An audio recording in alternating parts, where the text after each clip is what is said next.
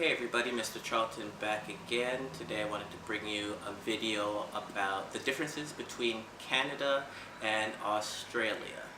I've been living in Australia for over 2 years now, and every day I pick up things that are just completely different from being back home in Canada. So I just wanted to share that with different viewers who are planning to visit or who are planning on working here, just to give you guys a heads up on what to expect and what not to expect. I guess certain myths that are out there about Australia.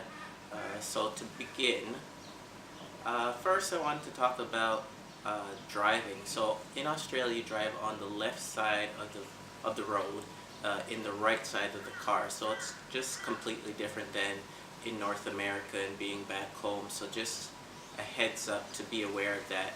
It's a little tricky at first with my job here. I was pretty much thrown into driving around and I had to pick up things very quickly. So that's one thing you do have to take some time, I guess, to get adjusted to it and just learn the different angles and just the different roads of the rules of the road. Since as well, another difference here is a lot of roundabouts. I'm not too sure too many people have encountered roundabouts back home in Canada, but there is a lot of roundabouts. It helps speed up traffic, so there's less stoplights here and less stop signs. First of all, there's not too many stop signs, there's a lot of yield signs, so just be aware of that, on how to merge into a roundabout and how to make your way around one. It's kind of tricky to drive on the left side at first because, like I said, everything's different, but as everything is, it just naturally clicks and you start learning your way. Another difference would be the type of cars here. Not to say that they don't have the same type of cars here. They have Mazdas, Kias, BMWs, Jaguars, but they have this car here called a Ute, which is UTE. It's abbreviated for a utility, I guess, vehicle or a utility coupe.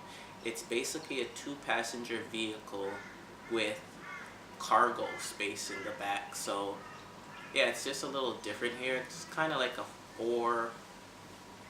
four-wheel drive, I guess. I'm not too sure what kind of drive it is. It might just be two-wheel drive, but it's kind of like a lowrider. Those cars that you see in California in those hip-hop videos. But yes, it's a little different, so be aware for that. But everything else, as far as vehicles, they have the same 4x4s. You see a lot of 4x4s and pickup trucks here, so that's another difference that I do notice a lot.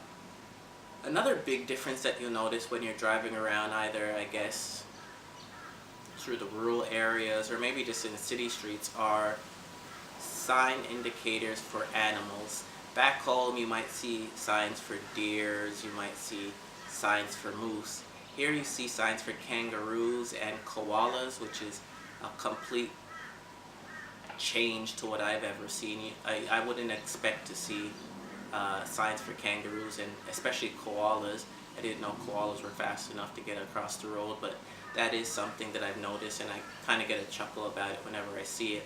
I have seen kangaroos crossing the road. It's not like back home you see a deer sign and you may rarely see a deer. You will see kangaroos, especially at night when you're driving around, so make sure you have a big hefty vehicle and keep your eyes peeled, or you might end up hitting a kangaroo, which would be quite traumatizing. Haven't seen any koalas though, so that's a relief. But yeah, kangaroos you definitely see in the road. I've also seen signs to be aware of horses. You see signs for cows. The wildlife's pretty extreme out here, so you do see warning signs for a lot of variations of animals here.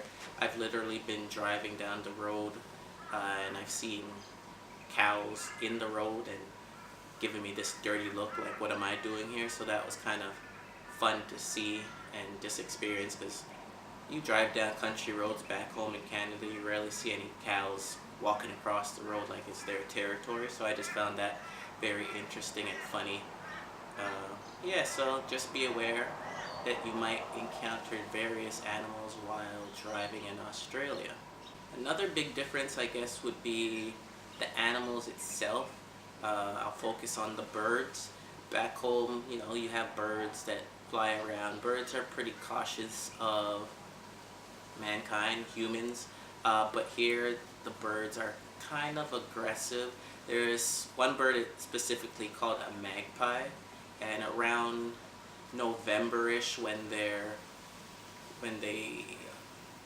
yeah, around November-ish when they're basically birthing their offspring, they get very territorial. So they just think everybody's after their young, so they swoop down and they'll pick you, and they'll basically telling you to get off their block, get off their turf. I have a coworker who basically got nibbed in the ear. He was bleeding, had to get a tetanus shot.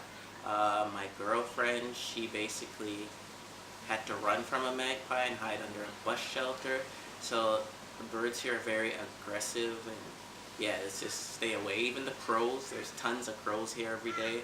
It's just like, I don't know, you just see a lot of crows, and they're not really afraid of you as much. So it's a big difference to see birds and you walk by them and they're just looking at you like, yeah, I dare you to try something. So that's just something very interesting that I find here. Another difference that I've noticed while being out here is the measurement system. So I know back home in Canada we are supposed to use the metric system, but I guess due to our proximity to America, we use their system, which I think is the imperial system. I don't know, correct me if I'm wrong.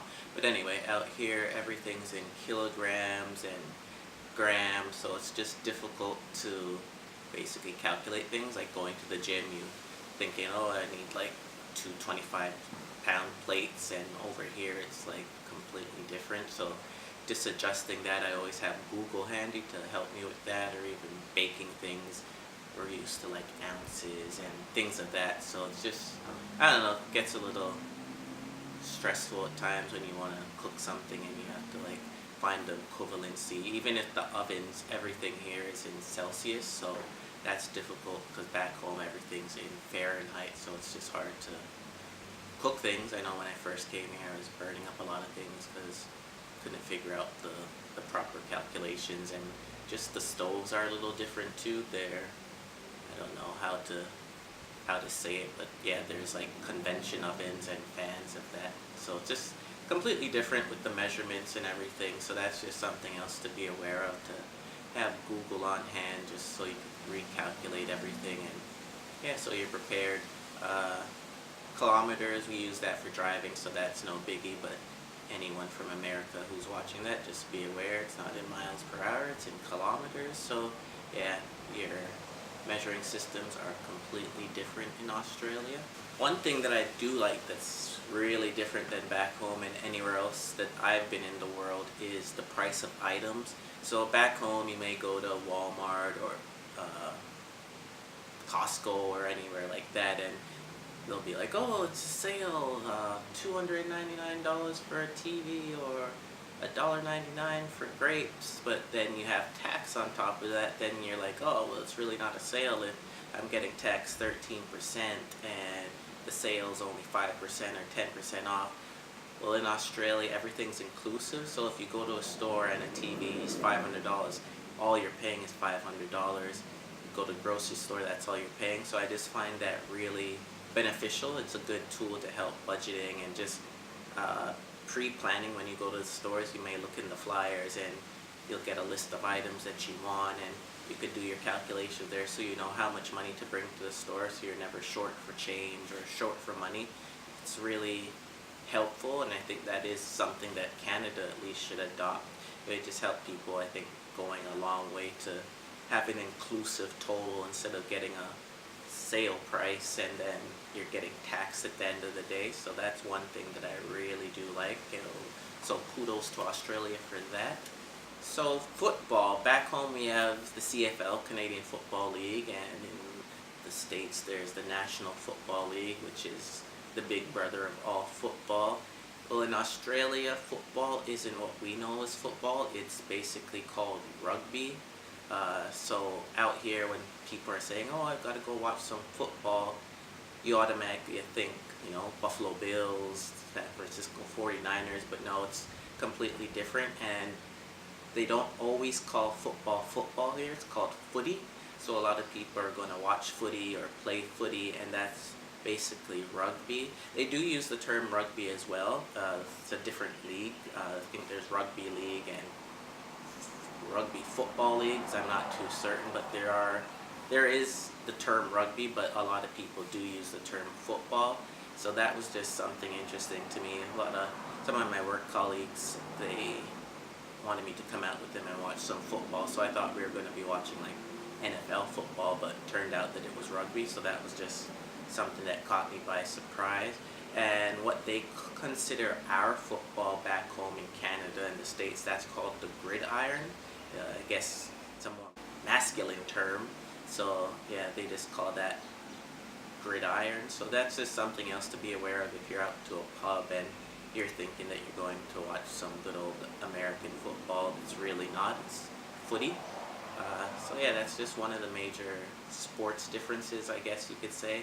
For people who are coming out to work in Australia, one thing to be aware of that I wasn't was your breaks. So of course every job you have, there's lunchtime and there's break times, but they don't call it a break, they call it tea time, which initially that confused me because I'm not a tea drinker myself. So there was times, probably in the first couple of months I was working, people were like, oh, you're gonna go have your tea time, and I just say no because I don't drink tea, not realizing that was my 15-minute break. So for a long time I did miss out on my break because I just associated break time with being break time, not with it being tea time. So that's just one of their terms that they use, which is kind of cool. I guess it's from the English days where they used that, the tea time. So that was just something cool. So for people who are coming out here to work, just be aware that your tea time is actually your break time. Another difference that I noticed, it might not be interesting for a lot of people, it interests me a bit, is how the houses are here. In Australia, they don't have basements.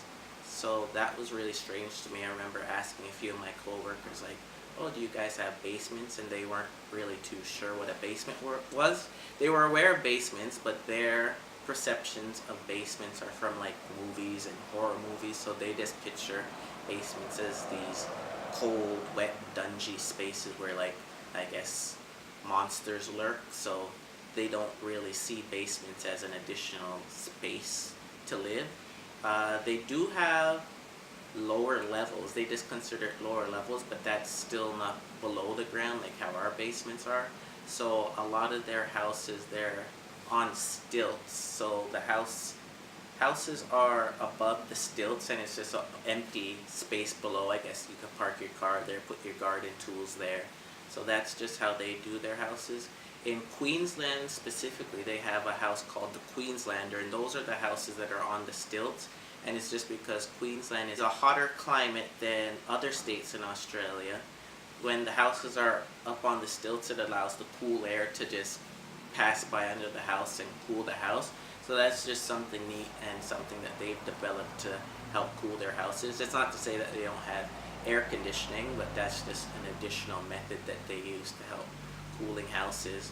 And I've been to other states such as New South Wales and Victoria, and they don't have basements either. They just have basically two-story houses or bungalows with no basements. I'm not too sure if that has anything to do with potential flooding or anything like that, but yeah, it's just interesting to see how other countries build their houses. So yeah, so that's all for today. I'm thinking that I might make this a series because there's so much more I could talk about in the differences between Canada and Australia. I think it's pretty interesting for people to see if you're either coming here on vacation or coming out here to work, as I said earlier. So if you do like this video, please leave me a comment, please like, please subscribe, and you'll see me the next time for another series of Canada versus Australia.